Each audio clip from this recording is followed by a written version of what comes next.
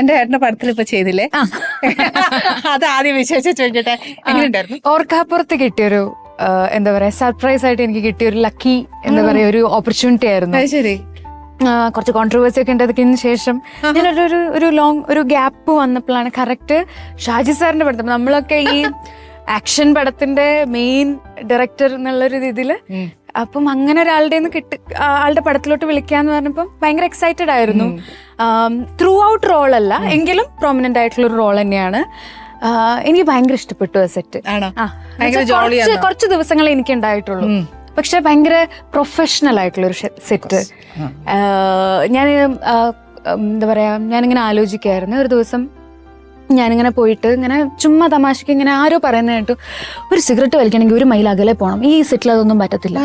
അപ്പൊ ഞാൻ ചോദിച്ചു, അപ്പോഴേ ഞാൻ ശ്രദ്ധിച്ച ഒരാളും അവിടെ സിഗരറ്റ് വലിക്കുന്ന കണ്ടിട്ടില്ല.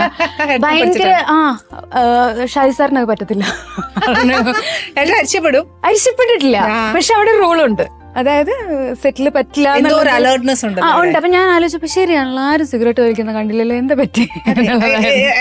ആക്ച്വലി ഇതുണ്ടല്ലോ, ഇങ്ങനെ പറയുമ്പോ ഏട്ടൻ പറയും അതൊക്കെ ചുമ്മാ പറയുന്നത്, ഞാൻ അങ്ങനെ സ്ട്രിക്റ്റ് മറ്റു കാര്യങ്ങളൊന്നും അല്ല. ഒരു ബഹളവും ഒന്നും ഉണ്ടായിട്ടില്ല. പക്ഷെ ഇതെല്ലാരും സ്ട്രിക്റ്റ് ഉണ്ട് എന്ന് വെച്ചാൽ എല്ലാവരും അത് പാലിക്കുന്നുണ്ട്, അതൊരു പ്രൊഫഷണൽ ആയിട്ട് കൊണ്ടുപോകുന്നുണ്ട്.